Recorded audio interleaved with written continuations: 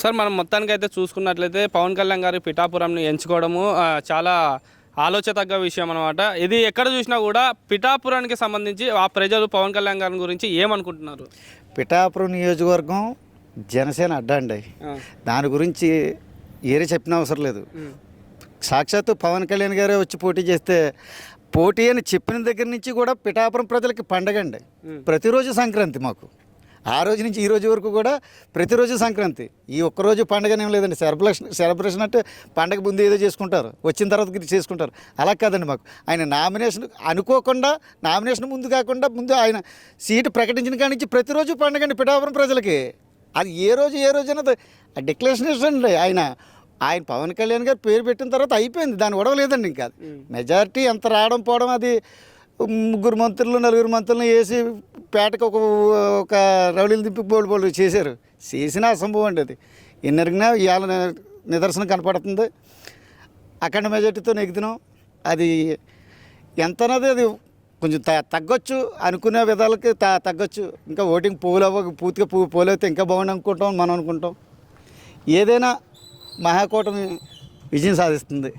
ఇంకంతే అండి. ఎన్ని సీట్లు రాబోతున్నాయి మహాకూటమి? వస్తాయండి, 156 సీట్లు వస్తాయండి. 156 సీట్లు అందరూ కన్ఫర్మ్గా 151 అన్నారు చూడండి. ఆయన 151 దాటించే వస్తాయి చూడండి కూటమికి.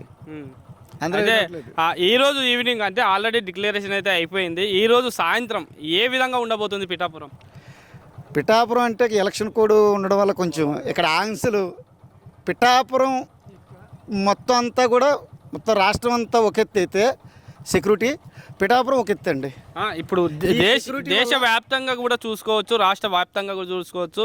ఎవరు చూసినా కూడా ఏ మాట విన్నా కూడా పిఠాపురంలో ఎలా ఉంది, పిఠాపురం ఇక్కడికి సంబంధించి ప్రభుత్వం ఎటువంటి చర్యలు తీసుకుందంటారు? అసలు పిఠాపురం ఏ చర్యలు తీసుకున్నా అంత సజావుగా సాగిద్దండి. ఇక్కడ పవన్ కళ్యాణ్ గురించి ఆయన తగ్గి ఉండమని చెప్పారు.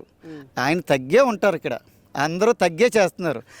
చేస్తున్న గురించి ఎలా ఇంత సజావుగా జరుగుతుందండి. ప్రభుత్వం వారికి, కేంద్ర ప్రభుత్వ నిఘా వర్గాలకి వాళ్ళందరికీ కూడా వీళ్ళు మన పవన్ కళ్యాణ్ గారు తగ్గమన్నారు కాబట్టి తగ్గి చేస్తున్నారు. ఆయన తగ్గకుండా మీ ఇష్టం వచ్చినట్టు చేయండి అంటే ఈ పాటికి రచ్చ అంటే మామూలుగా ఉండదండి. పవన్ కళ్యాణ్ గారు ఆదేశాల మేరకు తగ్గమన్నారు కాబట్టి ఎవరు కూడా నోరిప్పట్లేదు. ఎంత ఉన్నా ఎంత పెరిగినా సరే తగ్గమని అధినేతను పాలయ్యి చేస్తున్నారండి. పవన్ కళ్యాణ్ గారి ప్రమాణ స్వీకారం రోజు ఏ విధంగా ఆంక్షలు అంటే ఏ విధంగా ఉండబోతుంది అనుకుంటున్నారు? ఎన్ని ఆంక్షలు అంటే పెట్టుకొని అండి. అంటే ఈ ఏమంటారు కార్యకర్తలు కావచ్చు, ఫ్యాన్స్ కావచ్చు, ఏ విధమైన సిచ్యువేషన్ని తీసుకురాబోతున్నారు ఆ రోజు? అసలు నామినేషన్కి మించి ఉంటుందండి. నామినేషన్కి మించి ఉంటుంది. నామినేషన్ చూశారు కదా, ఎంత జనం వచ్చి వేలాది మంది వచ్చారు. అంతకు మించి వస్తారు, అంతకు మించి సెలబ్రేషన్స్ కూడా ఉంటాయి. అంతే. అంటే రెండో వైకుంఠం అనుకోవచ్చా? రెండో వైకుంఠం కంపల్సరీ అండి. మీరు తిరుపతి దర్శనం వైకుంఠ ఏకాదశి ఏదో చేస్తా అంటారు కదా, సింహద్వారం ఏదో ద్వాదశి ఏదో ఉంటుంది, ద్వారం తెరిస్తానంటారు. ఆ ద్వారం తెరిచి ఉంటుంది చూడండి, దానికి మించి ఉంటుంది. ఈ ఆనందానికి అయితే హద్దులు ఉండవండి. ప్రతి ఒక్కరికి కూడా ఒక మహాలక్ష్మి ఇంటికి వచ్చినట్టే, ఒక ఇంటికి దేవత మహాలక్ష్మి ఇంటికి వచ్చినట్టు, ఒక దేవుడిని కొలుతుంటే ఇంకా ఆ దేవుడే సాక్షాత్తు ఎదురుకుంటా నిలబడినట్టు ప్రతి ఒక్కరికి కూడా. ఇంకా నాకు ఇది లేదండి. ఈ పాటికి అందులో కూడా అనకూడదు, కానీ ఈ పోయిన పార్టీ కూడా వాళ్ళు కూడా దారి దాకా ఈ దేవుడే దిక్కు అవుతాడు అందరికీ కూడా. ఒక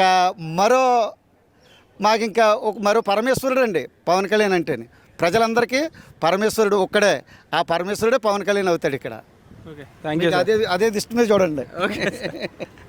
ఇక్కడ చూసుకున్నట్లయితే ఇక ఫ్యాన్స్ కళ్ళల్లోనే ఆనందం చూడొచ్చు. ఆయనకైతే ఆనంద బాష్పాలు కూడా వస్తున్నాయి. ఇంకా కాసేపట్లో ఇంకా తుది నిర్ణయం అయితే రావాల్సి ఉంది. గెలుపైతే తగ్గాము.